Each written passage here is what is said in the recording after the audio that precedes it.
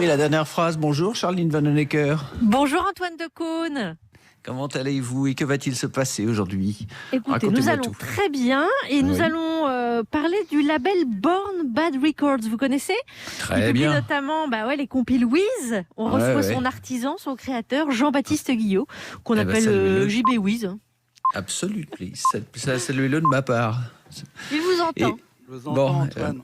Bon, allez, on s'embrasse carrément. Allez, bonne émission. Je crois qu'il est 17h sur France Inter.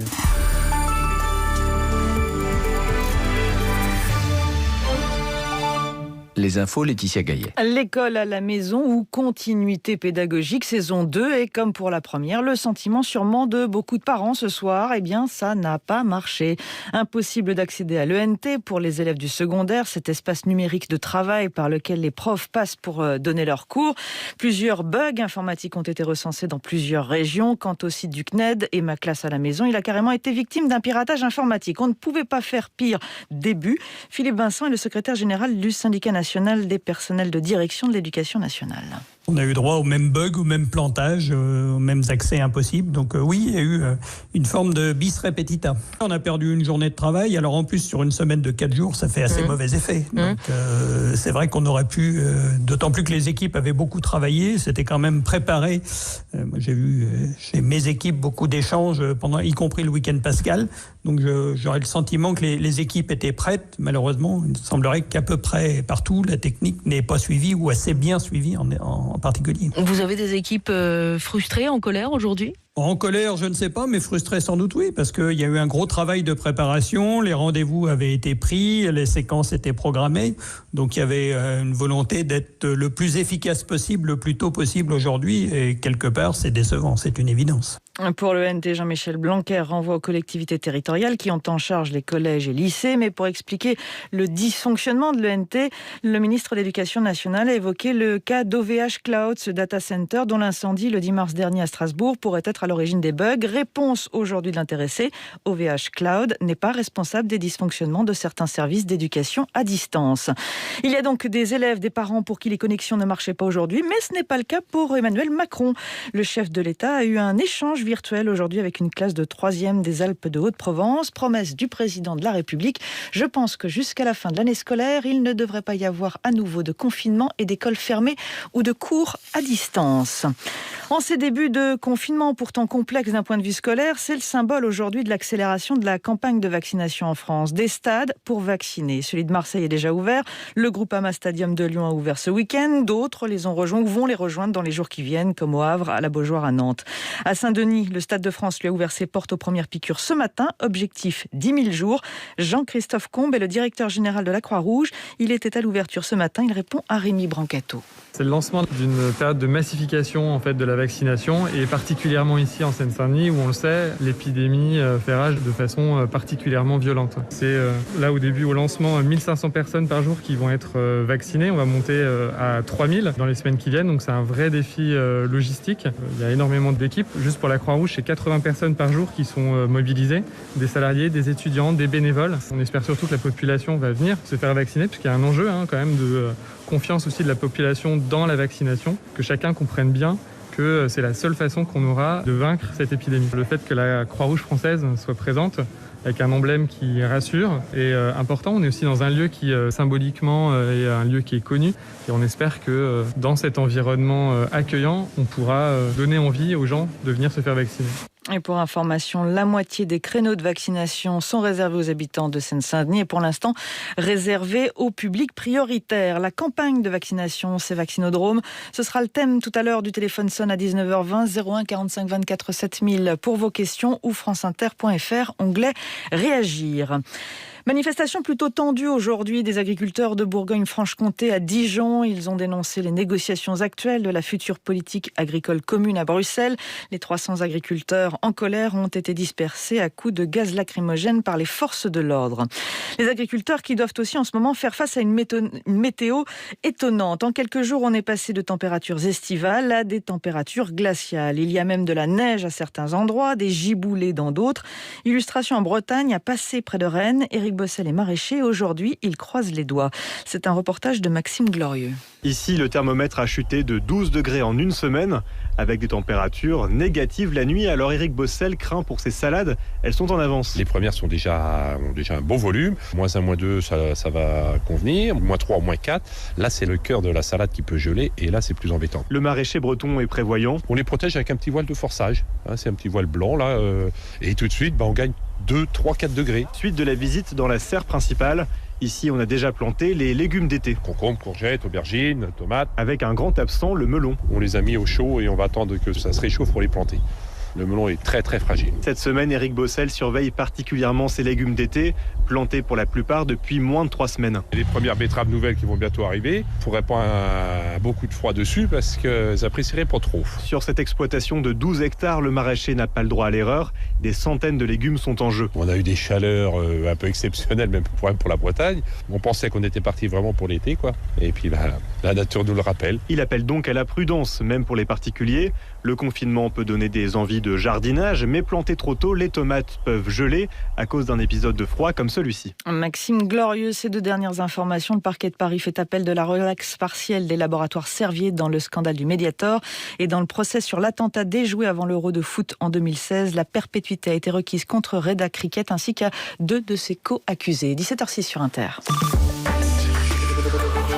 À découvrir sur franceinter.fr. Je suis Maya Mazorette et ceci n'est pas une histoire triste. Traverse, le podcast intime de la chroniqueuse et écrivaine Maya Mazorette. Ça va faire 7 ans que Soren est mort. C'était mon fiancé, il avait 29 ans. Je vous raconte comment les vivants traversent la mort. Je vous raconte ce qu'on gagne quand on a l'impression d'avoir tout perdu. Traverse, c'est une histoire intime, mais ce n'est pas une histoire triste. En podcast et seulement en podcast sur franceinter.fr et l'application Radio France.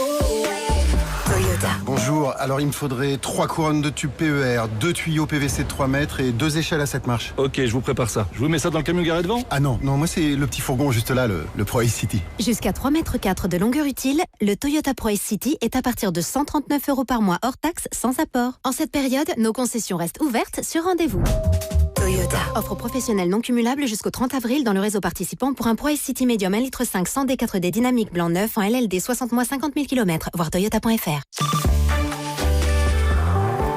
Ils reviennent d'un week-end prolongé en jet privé à Bora Bora. Ce sont les Jupitériens. Bonjour à tous. Bonjour Laetitia Gaillet. Vous faites bien de le dire, quand c'est un jour férié, subitement on devient catholique 24 heures. C'est incroyable. Catholique 24 heures. C'est incroyable. Et après on se fait débaptiser. Mais on a prié pour vous, Laetitia Gaillet. Oui. Ah bah, je m'en doute, à Bora Bora, on fait plein de choses. Hein. Merci Laetitia. À demain. À demain.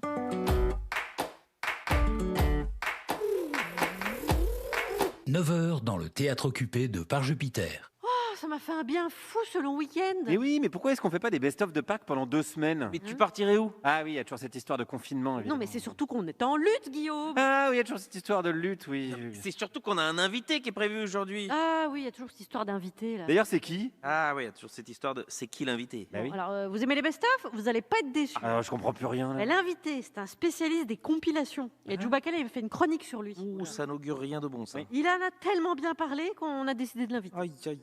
Il est directeur du label Born Bad Records, c'est un label rock-punk indé underground. Est-ce qu'on n'essayerait pas parfois d'inviter un invité qui n'est pas underground Il est très connu quand même, hein. Son label il produit La Femme. Hein. Quelle femme qui produit la femme, le groupe La Femme. Non mais ce que Alex essaye de te dire, Charline, c'est qu'a priori le gars n'a jamais été invité chez Michel Drucker. Ah ça non. Voilà, non, voilà. Ça, et comment il s'appelle ce monsieur ? JB Wiz. Tu as éternué. Non, c'est le nom du monsieur. Oula. Il a aussi produit le premier album du Star Feminine Band, c'est le premier groupe africain uniquement composé de jeunes filles. Hein. Bonjour la réunion non mixte. Elles abordent des sujets comme mariage forcé, excision, polygamie, scolarisation. Il est engagé, c'est clairement un invité pour nous ça. Bon, ça va, ok, allez, on prend JB Plouf. Wiz. Plop, tchac. Soutcheba.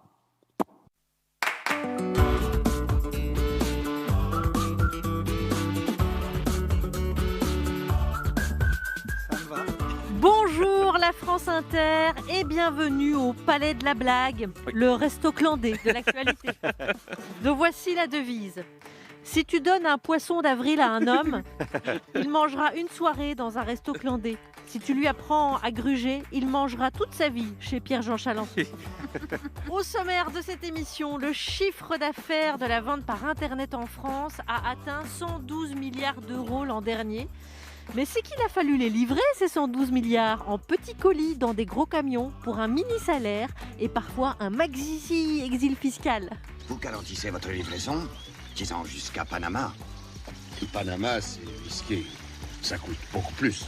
Noyés dans le flot des actualités anxiogènes, de plus en plus de gens décident de couper le robinet à infos. Dès lors, comment font-ils pour se tenir au courant et continuer à s'alimenter avec les infos dites essentielles ?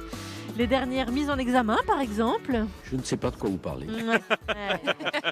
Si vous vous êtes coupé des infos dès les années 90, celle qui va suivre va nettement moins vous surprendre. La cassette audio revient en force. Lana Del Rey et Dua Lipa ont sorti leur dernier titre en cassette. Ne pas ouvrir avant 1985. Voilà. Et à mes côtés aujourd'hui... Je l'ai trouvé sur une brocante un jour. Oui. Alex Vizorek. Mais j'en avais des cassettes, moi, pour le Walkman. Bien sûr. J'avais déjà Auto Reverse. Michel Thor, elle faisait des cassettes, déjà, à l'époque. Je vous présente l'équipe autour de la table. Toute belle quelle est cette équipe à 17h20. Celle qui, pour la première fois, en la personne de l'invité, a un vrai concurrent en matière de chanteur improbable. C'est Mélanie Bauer, bonjour. Oui, je suis ravie. Je vais vous en parler en long, en large et en travers de Born Bad. Comme par hasard. À 17h30, ce ne sera pas le chanteur qui sera là. Ce ne sera pas non plus l'auteur qui sera là, non. À 17h30, il fera son vrai métier. Oui. C'est l'emmerdeur, Guillaume Meurice. Oui, voilà. Bonjour à tous. Eh bien, gros dossier aujourd'hui. Je vais vous parler de l'union de la gauche en vue des élections présidentielles. Je suis allé voir un peuple de France étreint par la passion. C'est le dernier de mes soucis. Pas tout le monde, mais quand même, on sent quelque chose. Et enfin, 17h40, celle qui n'a pas mangé d'agneau pascal ce week-end de peur de devoir verser une pension alimentaire à son mouton, c'est Constance, bonjour. Bonjour les amis. De quoi on va parler ? Eh bien écoutez, si les auditeurs étaient les tartines et cette chronique de la confiture, je vous promets de vous beurrer bien partout. Ça c'est du teasing. Et voici celui qui va subir tout ça, mais secouer l'antenne. Je vous laisse nous dire qui vous êtes. Vous êtes... Jean-Baptiste du label Born Bad Records. Oui, carrément. France Inter. Charline Vanhoenacker, Alex Vizorek, par Jupidémie. Bienvenue Jean-Baptiste Guillot, dit JB Wiz. Voilà. Vous avez créé donc votre label de musique, Born Bad Records, label indépendant et artisanal. Vous faites tout vous-même. Le groupe La Femme signe chez vous. Notamment. Hein. Alors peut-être vous pouvez en citer d'autres. Vous êtes au courant. Voilà, La Femme, le Villejuif Underground, Frustration. Forever Pavot, Julien Gasque, vous avez beaucoup entendu sur les antennes de France Inter, c'est un des chouchous de la radio. Les artistes dont parle Mélanie Bauer en général. Tout à Oui, fait. c'est à peu près. Sur Nostalgie, vous en avez ou non ? Pas encore. Ah, Ça avec viendra. le temps, ça vient. Ça va venir. Quoique, on vous doit les compilations Wiz avec 3 Z. La première sortie, le premier volume, c'était il y a 20 ans. Le dernier volume, le volume 4, tout récemment. Chewbacca nous en a parlé dans une chronique il y a environ 3 semaines. On est tombé en amour. Moi, j'ai commencé à tout écouter. Et alors là, c'est par toc. Moi, je fonctionne par toc. Je n'écoute que ça depuis 3 semaines. Alors, si vous permettez, j'ai pioché 4 titres parmi les 3 premières compiles pour essayer de se faire une idée de ce que ça peut être un peu avant qu'on en discute quand même.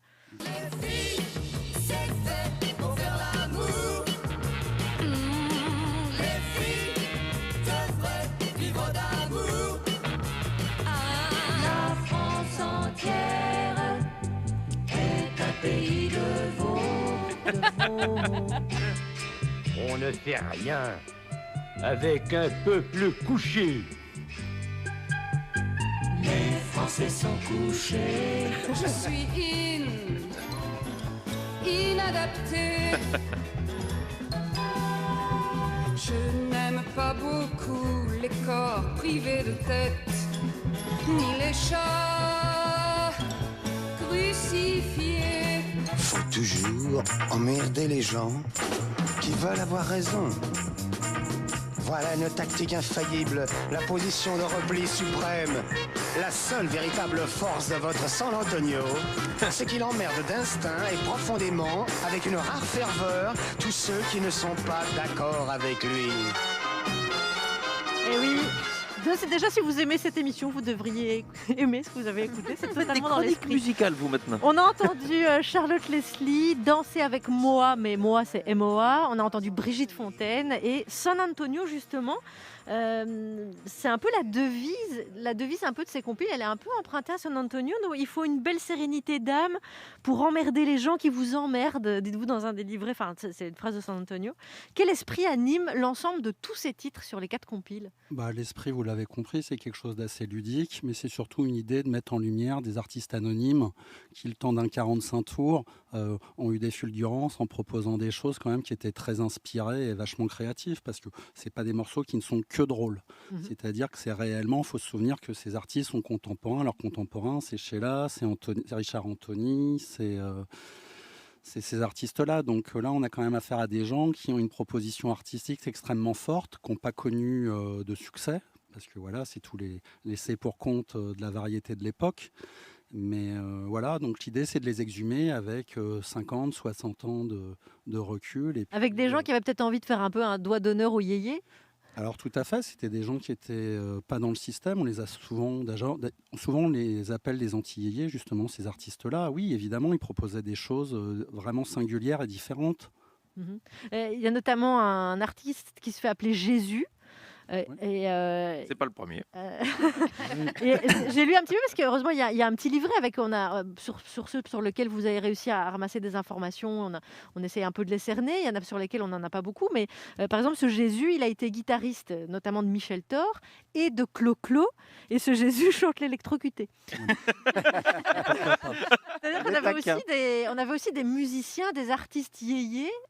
Qui à côté développaient. Ce qui est amusant aussi, c'est de raconter l'histoire, la petite histoire de tous ces gens. On a bien compris évidemment que c'était des artistes, je vais le dire avec rien de péjoratif, mais de seconde division. Donc l'idée, c'est de raconter ces gens qui peuvent être votre oncle, votre cousin, le boulanger en bas de chez vous, qui, dans sa prime jeunesse, a sorti un 45 tours, espérant décrocher les étoiles, ce qui n'est pas arrivé. Donc c'est amusant de raconter le destin et la vie de tous ces gens-là. Donc là, en l'occurrence, oui, il était musicien, il avait travaillé pour plein d'autres gens, à défaut de réussir à avoir sa propre carrière. Est-ce que certains vous sont revenus, se sont découverts sur cette compile Alors, ce qui est très drôle, c'est qu'il y a des artistes, quand vous les démarchez, ils avaient complètement occulté qu'ils avaient fait. C'est-à-dire qu'il y a réellement des gens, et notamment le disque de J'aime ou je vous emmerde, que vous avez écouté. J'ai dû le confronter à la pochette et lui faire écouter le disque parce qu'il avait complètement oublié. Mais c'est normal, c'est pas forcément des bons souvenirs, c'est des flops commerciaux, c'est des disques qui ont été faits souvent dans la précipitation, qui n'ont pas trouvé leur public. Donc, et puis c'est des gens âgés aussi aujourd'hui, c'est des disques et des artistes qui ont œuvré à la fin des années 60. Donc et pourtant, c'est des fulgurances. 50 ans. Alors parfois, il y a des fulgurances et c'est ça qui est touchant. C'est que, comme je vous le disais, ce n'est pas que drôle, c'est aussi inspiré et créatif. Et politique. Et à leur insu, ils font partie d'une certaine forme de contre-culture un peu gauloise, un peu triviale, avec cet héritage, oui, la filiation avec des San Antonio, des Jean-Yann et ce genre de personnages, on la comprend, oui. Et c'est 100% made in France, toutes les compiles. L'idée, c'est ça. Des fois, il y a quelques Belges aussi. Mais où est-ce que vous... Oui, c'est vrai, il y en a. Il y en a une qui s'appelle Johanna, on n'a que la pochette, on ne sait pas ce qu'elle est devenue. Oui, elle, on ne sait pas. Johanna, si tu nous écoutes, tu peux appeler le standard de France Inter. Et pour les dénicher, vous faites comment ? C'est la passion d'une vie. Je fais les brocantes depuis que je suis adolescent. Et puis, c'est une espèce de chasse au trésor, une chasse aux œufs. C'était le week-end de Pâques. Voilà, l'idée, c'est de chercher, de s'amuser à trouver des artistes que personne n'a. Et puis, au fil des années, vous découvrez des artistes que vous avez le sentiment d'être le seul à connaître. Et vous avez évidemment et naturellement envie de le partager avec plus de monde. Et c'est comme ça que je me suis mis à faire des compilations. Les compiles Wiz avec 3 Z. Il y a 4 volumes. Le premier est sorti il y a 20 ans, le dernier tout récemment. Il y a aussi apparaître à la fin du mois Homme Studio, qui est une compile de chansons d'Henri Salvador. Oui. C'est quel Henri Salvador qu'on découvre là ? Alors le Henri Salvador, c'est un projet déjà que j'ai fait avec Guido d'Acide Arabe et Catherine Salvador, la veuve d'Henri. Et en fait, on connaît bien Henri Salvador, le Henri triomphal des années 60. Vous savez, le Zorro est arrivé. Et puis on connaît bien aussi le retour en fanfare de Salvador au début des années 2000 grâce à Benjamin Biolay et Chambre avec vue. Et au milieu, il y a une 30aine d'années où Henri mange un peu son pain blanc et va continuer malgré tout à faire de la musique. Donc en l'occurrence, il a fait beaucoup de disques qui étaient des disques de commande pour Disney par exemple, et qui étaient vendus en supermarché. Donc rien de très très très réjouissant. Mais le fait est que les morceaux bricolés dans l'intimité de son home studio, place Vendôme, sont assez géniaux. Bon, on va en écouter un, extrait de cette compile qui va sortir à la fin du mois. Fin du mois, le 28 avril. Voilà, et j'ai choisi Pauvre Jésus-Christ. Je vais vous dire pourquoi, parce que je trouvais que dans cette chanson, il y avait un peu la philosophie des compiles que vous nous proposez. Tout à fait. Et ouais. Henri Salvador. Vous écoutez France Inter. Pauvre Jésus-Christ ne vient jamais sur terre. Tel que je te connais, tu ne pourrais pas t'y faire. Un tas de gens bizarres fumant de gros cigares te signeraient des contrats pour jouer de la guitare. On te mettrait un micro dans les mains. Tu serais numéro 1 au hit parade.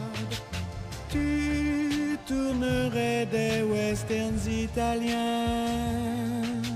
Les producteurs te vendraient leur salade. Mon pauvre Jésus-Christ ne vient jamais sur terre. Tel que je te connais, tu ne pourrais pas t'y faire. Entre la pop musique et la marijuana, tu aurais des ponts d'or pour remplir l'Olympia. On te ferait faire de la publicité pour les savons, les machines à laver. Entre Sylvie Vartan et Jacques Dutronc, tu ferais des shows à la télévision. Mon pauvre Jésus-Christ ne vient jamais sur terre, car la bombe atomique ça ne te plairait guère. Les fanatiques de gauche, les fanatiques de droite se disputeraient ton nom afin de mieux se battre.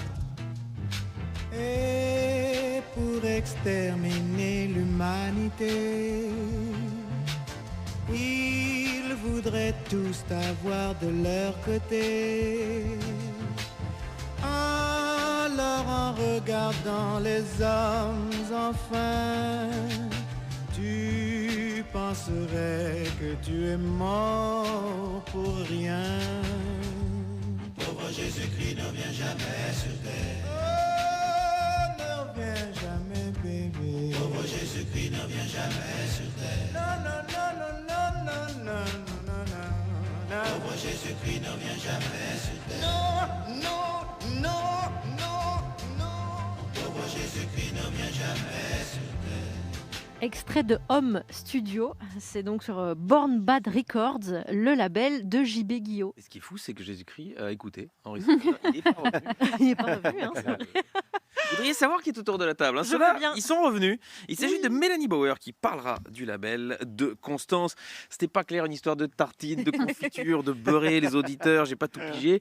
Et Guillaume Meurice qui s'intéresse à l'Union de la gauche. Oui, ça, j'ai bien compris. C'est bon, on va s'en occuper là. Nous, on va rendre limpide l'information. Voilà. Hein, c'est parti. Unir et rassembler.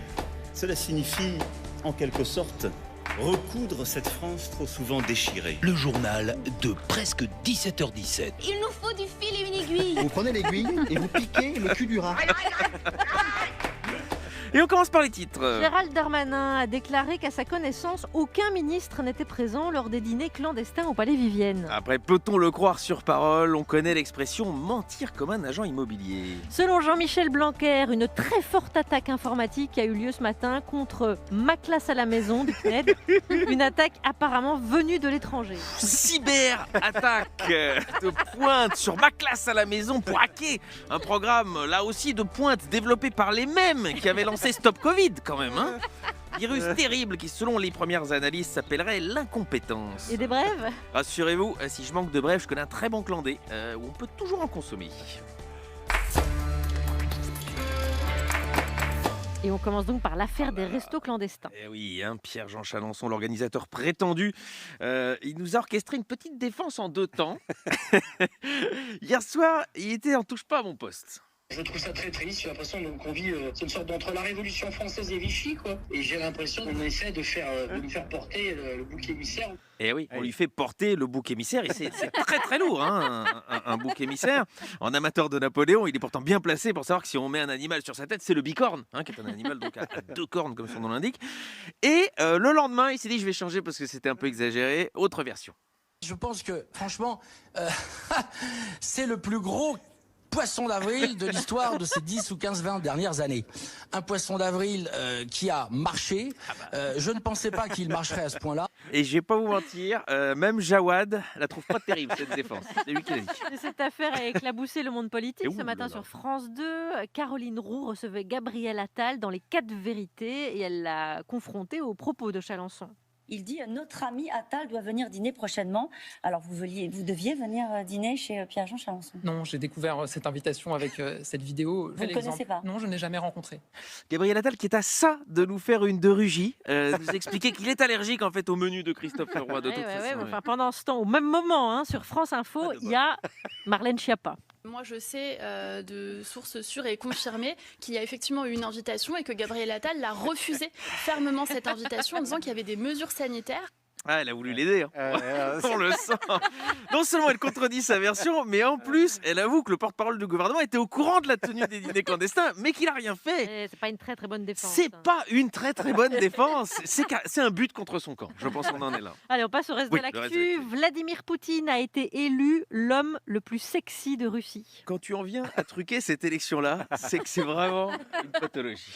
Une page météo maintenant, car les cultures sont menacées par la nouvelle vague de froid qui s'abat sur la France. Et oui, une vague de froid qui menace vos cultures. Je propose qu'on la baptise Roselyne Bachelot. Sport avec du tennis. 2 mois après leur rupture, Gaël Monfils et la joueuse ukrainienne Elina Svitolina ont annoncé leur mariage pour juillet. Attention, on ne se réjouit pas trop vite. Gaël Monfils, une fois marié, pourrait se faire sortir dès la première semaine. Musique, Maître Gims, qu'on appelle Gims maintenant, hein, Slimane et Dadju ont fait une reprise de Belle, la chanson phare de la comédie musicale Notre-Dame de Paris. Terrible décennie pour la cathédrale. Après l'incendie, bim, cette reprise. Allez, les brèves. Les brèves, selon un baromètre de la sécurité routière, les usagers de trottinettes n'ont pas le sentiment d'être soumis au code de la route et leur conduite s'avère inconsciente. L'occasion de rappeler que si le ridicule ne tue pas, potentiellement un bus en pleine face, oui. Et la dernière ? Et la dernière, aux États-Unis, Nike n'a pas payé d'impôts depuis 3 ans. Et pour fêter ça, l'équipementier compte lancer une nouvelle paire série limitée, les Patrick Balkanaï. Merci Alex Vizorek. Allez, avec JP Wiz, Guillaume, on va aborder ce premier thème. Depuis samedi, dans les grandes villes désertées, les seules âmes qui vivent avant 19h sont des livreurs de colis. Et après 19h, ce sont des livreurs de repas. Un livreur peut gérer jusqu'à 200 colis par jour, de 5h du matin à 22h. Oui, le monde est divisé en deux. Il y a ceux qui livrent et ceux qui se font livrer. 2 faces d'un système planétaire. Écoutez. Pizza 12 ? Hello, I would like to order a pizza. Laurent ne sait pas que son appel est traité ici, à Bombay, en Inde, par une centrale d'appel. Hello, mister. What want to use some time? Il est 8h du matin, Laurent va à la fac. Pendant ce temps-là, c'est une véritable course contre la montre qui s'organise.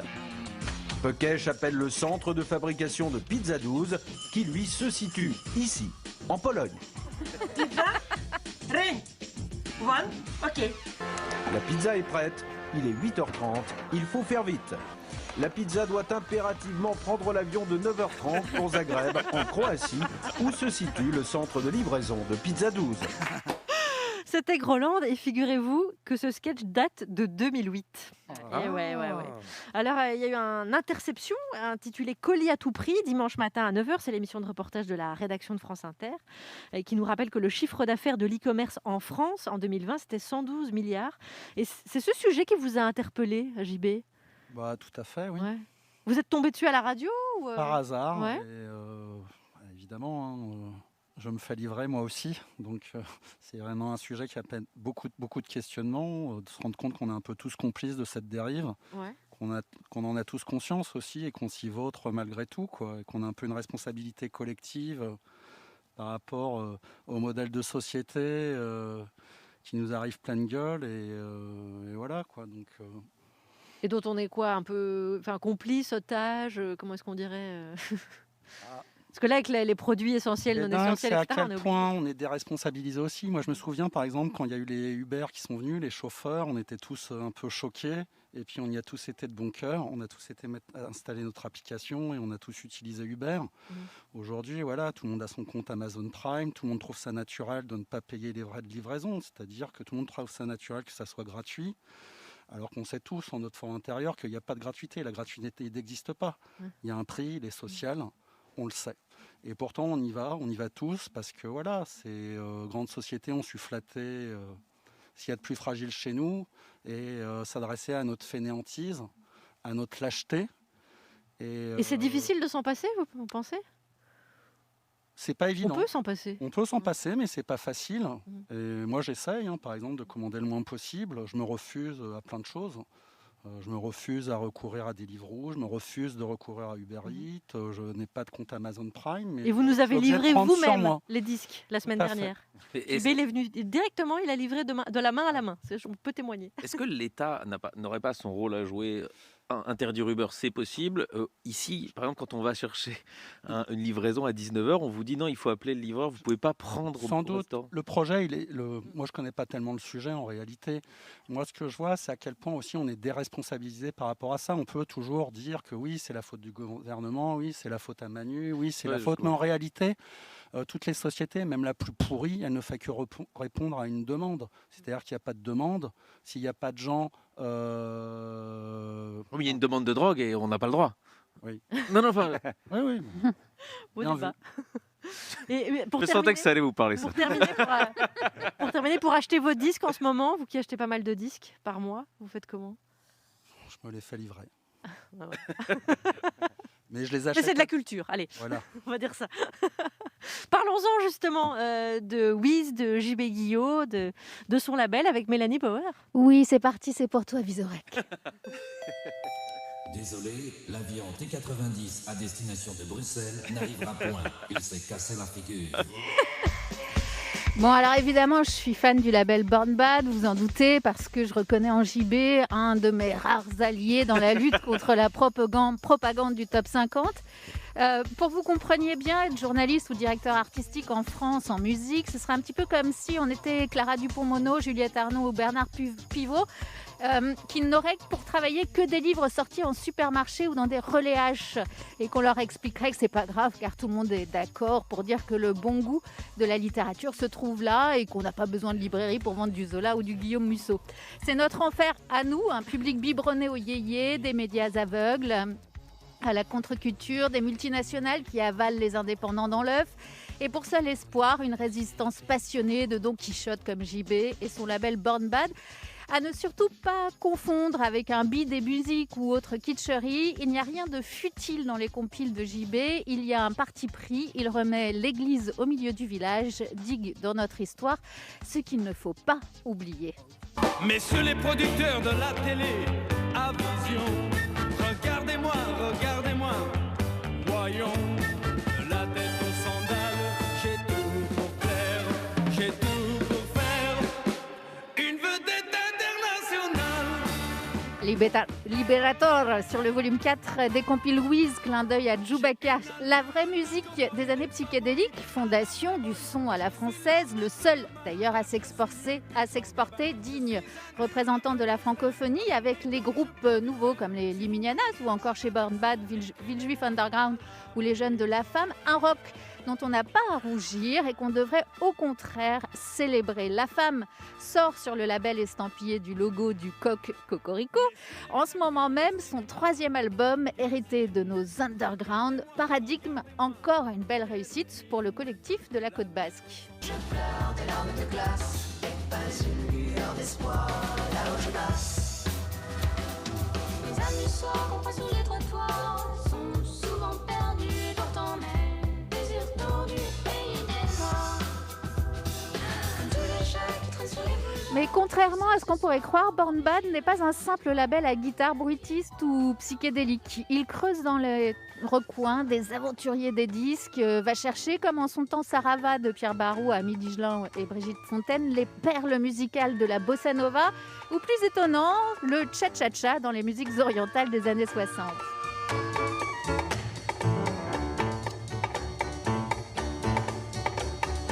Mon trésor que j'aime, mon chou à la crème, toi mon puits d'amour, je t'aimerai toujours. Et ta lèvre exquise comme une cerise, me redit au bas les mots qui me laissent papa. Loco, loco. Pour conclure ce rapide panorama d'un immense catalogue que je vous invite à découvrir, notamment sur le site Bandcamp, qui, soit dit en passant, ne prend pas d'argent aux artistes tous les vendredis. Born Bad, qui a investi au Bénin dans un groupe féminin, 7 jeunes filles adolescentes du groupe Star Feminine Band. Elles vont à l'école et jouent leur musique, racontant en chanson leur émancipation. Aux femmes africaines, femmes béninoises, femmes noires, lève-toi, ne dors pas, tu peux devenir président de la République, tu peux devenir première ministre du pays. Voilà leur message sorti chez Born Bad. On continue la lutte car les disques, ça sert surtout à ça.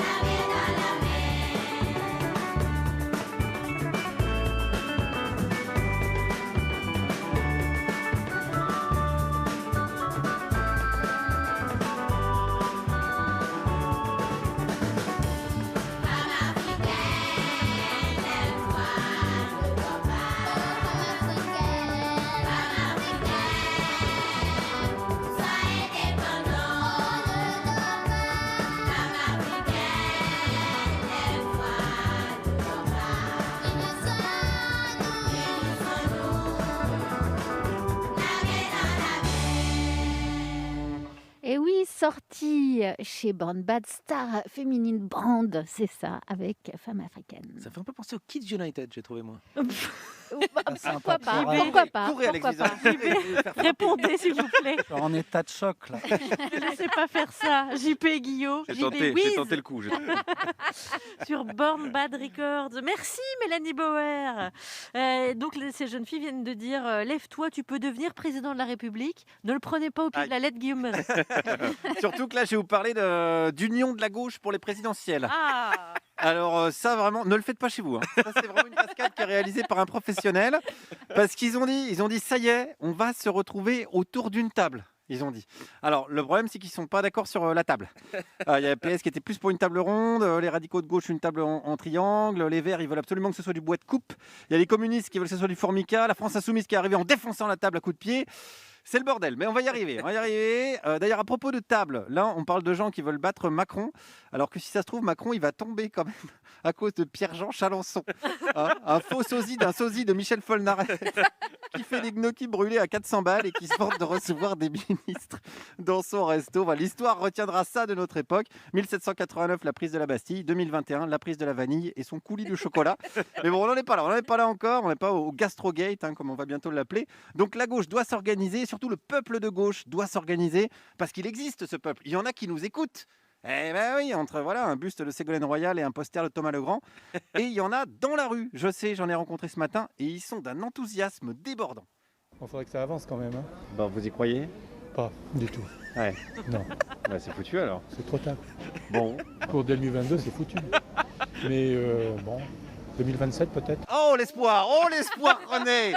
Une alliance à gauche pour 2027. Alors, je ne m'attendais pas à autant de frénésie, c'est la bamboche dans les cœurs. Alors, je suis allé directement voir des socialistes. Ah oui, j'ai trouvé des socialistes. Voilà, où est-ce que j'en ai trouvé? Bon, ça c'est comme les coins à champignons. Ah non, on dit pas. J'ai ma petite réserve secrète. Alors, les socialistes, est-ce qu'ils y croient? On y croit, mais on n'en est pas bien sûr. Ouais, il y a un petit doute quoi. Il y a un petit doute, oui. À savoir les Verts qui ne sont pas toujours des alliés très convenables. Mais non, mais dites pas ça. Oui, mais il faut être... c'est la réalité. Mais là, il faut être gentil avec eux si vous voulez vous allier.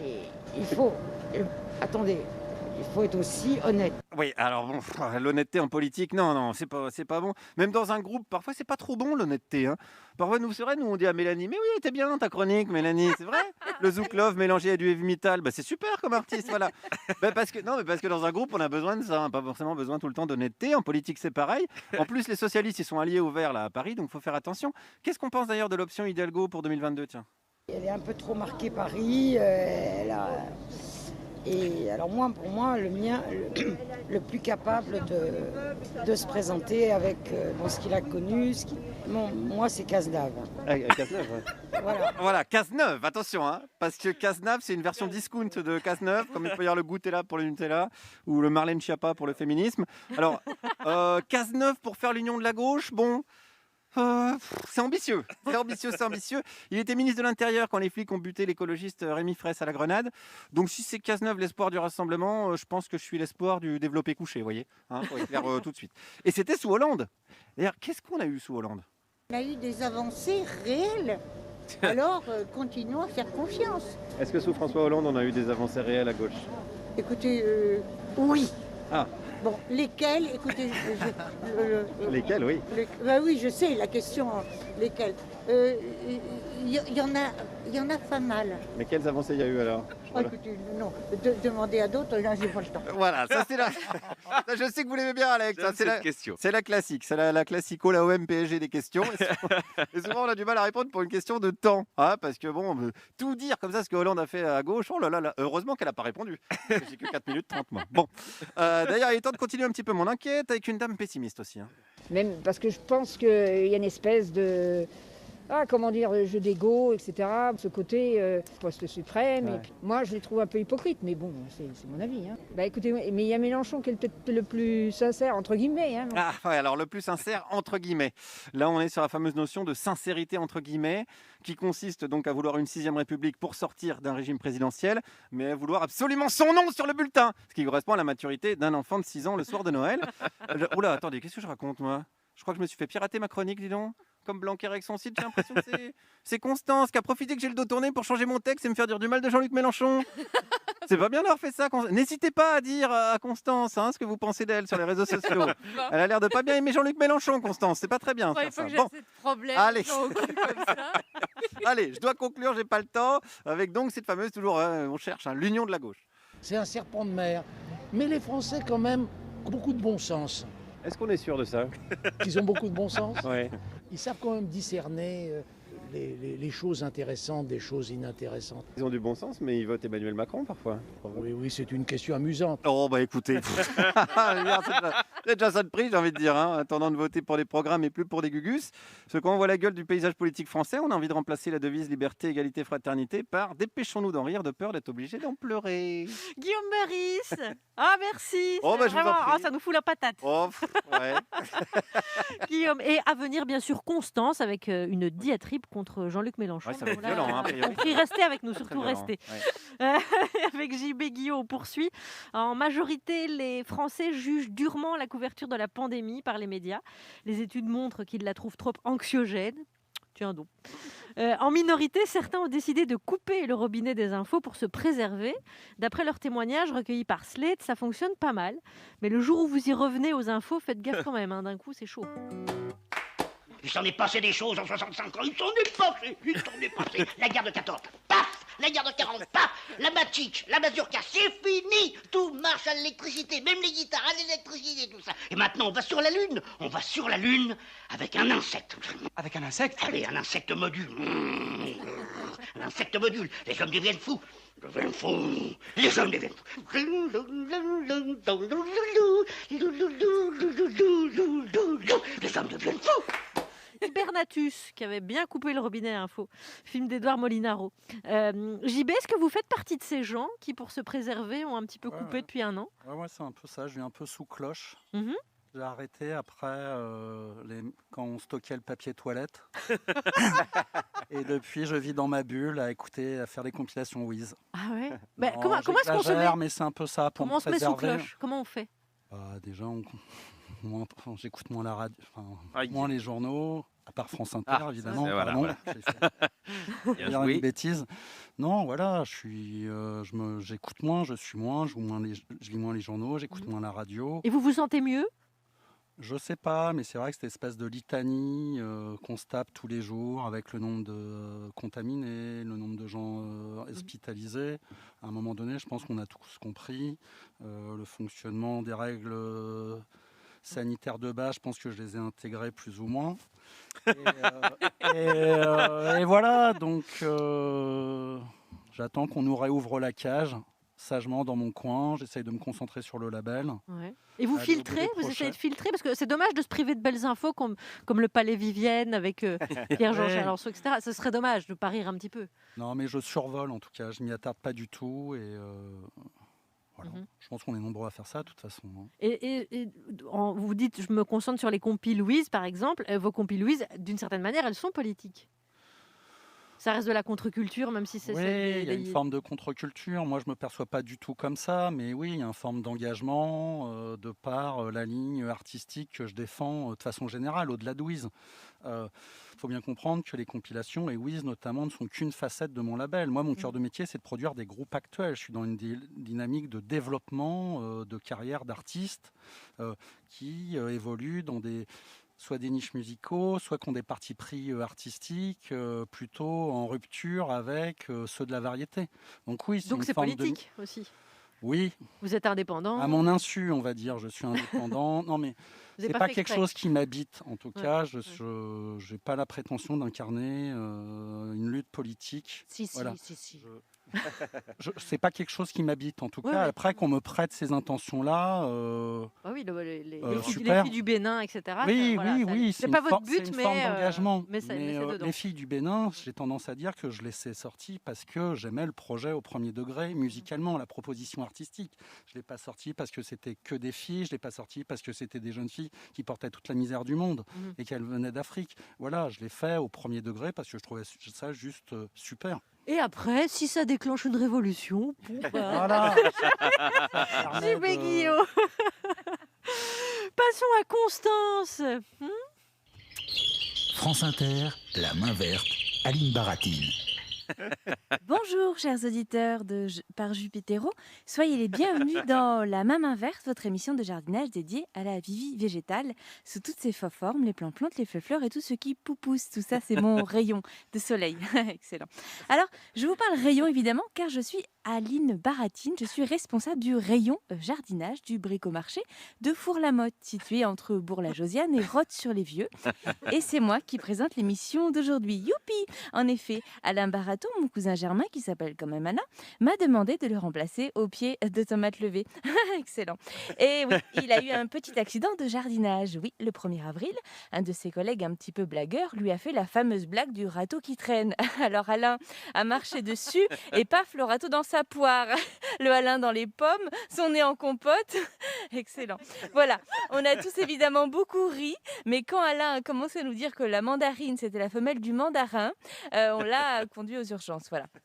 On l'embrasse et on lui souhaite de ne pas rester trop longtemps dans les choux, même si c'est un jardinier. Excellent. Voilà. Dans cette chronique, on s'attaque à une plante familière de notre quotidien qui pousse toute seule toute l'année et dans tous les recoins et dans tous les recoins, les recoins du jardin. Elle peut être admirée, considérée comme ornementale ou elle peut être aussi traquée et éliminée car perçue comme une mauvaise herbe. Il s'agit, vous l'aurez tous deviné, du poil. Le saviez-vous? Le poil a été découvert au XIIIe siècle par Marco Polo lors d'un de ses fameux voyage autour du zboob. Il est d'ailleurs à noter que le mot poil vient de l'italien polo qui signifie « je veux pas faire de bisous à Tata Mireille, elle pique ». Notre corps est une terre fertile sur laquelle les poils poussent sans relâche et sans engrais, car le saviez-vous, les poils n'ont pas une croissance plus active lorsque vous êtes un fumier ou un gros tas de merde. Non, la nature n'est pas toujours très logique. La preuve, on peut être imberbe et être de mauvais poils. Excellent. Voilà. En tout cas, que vous choisissiez de tailler votre jardin à l'anglaise ou que vous le gardiez en friche, vous avez tous beaucoup de questions à nous poser. Jean Gérard nous écrit de sa chambre pour nous demander ceci. J'ai un poil dans la main, magnifique, et je voudrais le conserver. Comment puis-je faire? Eh bien, Jean Gérard, surtout ne faites rien. Le poil dans la main est fragile et à la moindre action ou initiative, il peut disparaître. Donc, débrouillez-vous pour faire travailler les autres. Devenez par exemple patron chez Uber ou proxénète. Une autre question de Thomas, de l'autre bout de son stylo, qui nous dit ma compagne est dotée d'une pilosité exubérante au niveau de la fontaine d'amour. En prévision d'une épilation estivale, elle hésite entre le napalm ou le lance-flamme. Que lui conseillez-vous? Eh bien écoutez Thomas, je conseille de ne toucher à rien. Laissez la nature s'exprimer, la déforestation tue la biodiversité. Votre femme est un puits à CO2. Explorez donc son jardin sans abîmer les sous-bois et vous verrez les merveilles que la nature vous offrira. Mathilde nous écrit pour nous demander quel poil à bois choisir. Mathilde, eh bien écoutez, taisez-vous, vous êtes bête. Voilà, le dicton du jour, poil qui roule n'amasse pas mousse à raser. Excellent, voilà. C'est la fin de cette émission des Opilantes et voici notre conclusion de la semaine. N'oubliez jamais que si ça pousse, c'est pas la peine de s'énerver, vous voyez bien que ça n'avance pas, non mais oh, bonsoir. C'est excellent. Constance, merci Constounette. Avec plaisir. Allez, on poursuit avec ce dernier thème. Si le retour en force du disque vinyle vous interpelle, vous n'êtes pas prêt à écouter ce qui va suivre, car cette fois, on nous fait le coup du retour de la cassette audio. Lady Gaga et Dua Lipa vendent leur dernier titre en cassette audio. En Normandie, une usine de bandes magnétiques a relancé ses machines. Cassette envoyée aux États-Unis où les groupes sortent les titres en cassette ou en Chine pour les karaokés. On n'est pas prêt. On n'est pas prêt. Messieurs Richer et Miller, ça fait 20 ans que vous me baladez. Nous vous avons suivi dans votre palais de la VHS, juste avant l'arrivée du DVD, dans votre boutique Bebop, juste avant l'arrivée du GSM, et maintenant, ce sont des sosies qui ne ressemblent à personne. Dites-moi, vous n'avez pas une nouvelle idée pour être bien sûr d'être à côté de la plaque encore une fois? Extrait du film Star 80, réalisé par Thomas Langman et Frédéric Forestier. Alors, JB Guillaume, vous qui étiez déjà vraiment très très fan du retour du vinyle, vous devez être vraiment encore plus fan du retour de la cassette audio, non? Alors, je suis passé un peu à côté quand même. Mais le fait est que oui, il y a un vrai retour réel et effectif de la cassette. Voilà. Et donc Mais au niveau du son, est-ce que ça change quelque chose? On dit souvent le vinyle, c'est il y a un dégueulasse. grain et tout, mais Ne nous mentons pas, voilà, les qualités sonores de la cassette, on le sait tous, sont proches du zéro. C'est extrêmement pratique pour les jeunes groupes en développement parce que ça coûte c'est très bon marché. Et surtout, vous pouvez faire des très petites quantités. À la différence du vinyle, par exemple, où vous êtes obligé de vous engager sur des quantités à 300 ou 500 exemplaires. Pour un disque à 500 exemplaires, on est quand même en train de parler de à peu près 2000 €. Pour les cassettes, en fait, vous pouvez presser des toutes petites quantités. Vous pouvez faire des micro-séries de 10, 20, 30 cassettes. Et ça vous coûte à peu près, à la louche, 3-4 € la cassette. Ah ouais. Donc pour des groupes en développement qui n'ont pas encore trouvé de label sérieux, ça peut être pratique. Et c'est en cela qu'il y a eu un vrai retour qui est venu des États-Unis à la base des cassettes. Voilà. Donc ça a une raison d'être quand même pour les jeunes groupes en développement dans les sphères indépendantes. Et puis après, oui, il y a peut-être un snobisme de certains. Parce que Dua Lipa, c'est pas un problème d'argent. Non, je pense pas. Je pense qu'elle, ça va. Et alors, les groupes que vous accompagnez, Frustration, La Femme, etc., vous les sortez en vinyle ? Ah bah évidemment, c'est pareil depuis tout temps. Et alors là, pour le coup, dès le début du label, j'ai toujours fait des vinyles et encore aujourd'hui, je ne conçois mes disques que sous l'angle du vinyle. C'est-à-dire que je m'arrange toujours pour faire des très très beaux vinyles et les CD ne sont qu'une adaptation plus ou moins heureuse des vinyles que j'ai longuement réfléchis. Et pour vous, le meilleur support, c'est lequel alors ? Vous, quand vous écoutez de la musique chez vous, vous cherchez le son optimal ou bien vous cherchez le... Non. Enfin, c'est... Comment dire ? Oui, enfin, on a beaucoup prêté de vertu au vinyle, c'est un peu usurpé. Réellement, c'est le CD qui offre la meilleure qualité de son et même le digital dans certains formats qui excellent. Après, le meilleur, c'est le CD, si on veut écouter. Ça dépend des époques du CD. Ça a été fait, c'est plus compliqué. Les pressages de CD des années 80, c'était dégueulasse. Les mastering qui a été fait dans les années 80, c'était dégueulasse. Mais c'est vrai qu'on accorde toutes les vertus au vinyle. Bon, tant mieux, évidemment, on est tous très attachés à ce support-là. On comprend. Après, ça prend de la place. Le vinyle, faut avoir la place chez soi. C'est un rituel. Sortir son disque, le poser sur sa platine, attendre la fin. Ça prend de la place dans les... Moi, c'est dans l'autoradio de la Kangoo, ça rentre jamais. Voilà, donc le boom de la cassette, est-ce que ça va engendrer un boom de vente de crayons en papier C'est à ne pas négliger, évidemment. C'est l'heure du Juppie Proust. Bien sûr, allons-y. Des questions courtes, des réponses courtes aussi peut-être. Sur l'échelle de 0 à 10 de la compile qui a cartonné, 10 étant Dance Machine 3, 1 étant la compile des plus grands tubes de Frédéric François repris par Faudel en zouk, à combien pensez-vous être avec la compile Wiz ?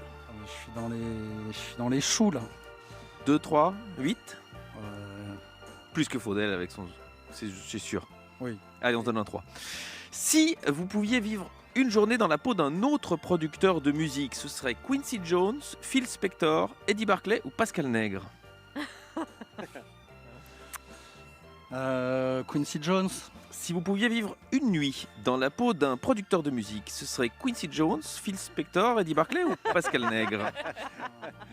Allez, Quincy Jones. Ah, à mon avis, Phil Spector, c'était plus marrant, mais voilà, ce n'est que un mon peu choix. glauque. Oui, peut-être. Quelle nouvelle vous a le plus attristé ?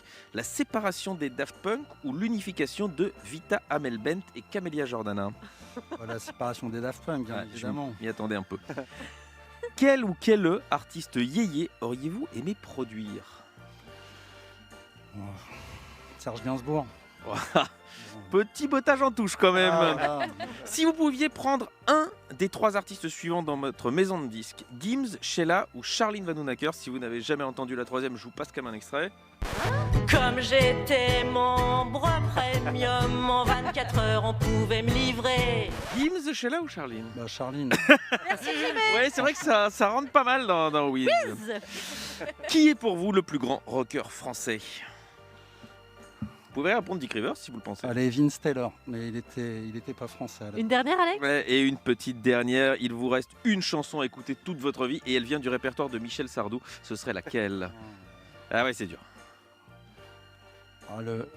Le lac des Connemara en attendant l'agonie, là. en 24 heures. Merci Jean-Baptiste Guillot, dit JB. Je rappelle évidemment les compiles Louise, 4 volumes, à apparaître Home Studio, Henri Salvador. Et puis on suit La Femme, Frustration au Villejuif Underground avec votre fameux label Born Bad Records. Merci beaucoup. Merci à tous les amis. Je vous dis à demain pour un Par Juppie Class à la maison. Voilà. Ça, c'est un triangle isocèle, tu vois. Parce que les angles, ils sont... Putain, vous apprenez rien en CP, vous.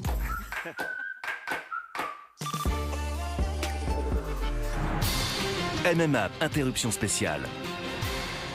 Benoît, un agent MMA serait dans une entreprise? C'est grave? Mais non, il s'est rien passé. Un agent MMA qui se déplace? Il doit bien y avoir quelque chose. Non, l'accompagnement de son quitter les locaux, faire le point sur l'entreprise.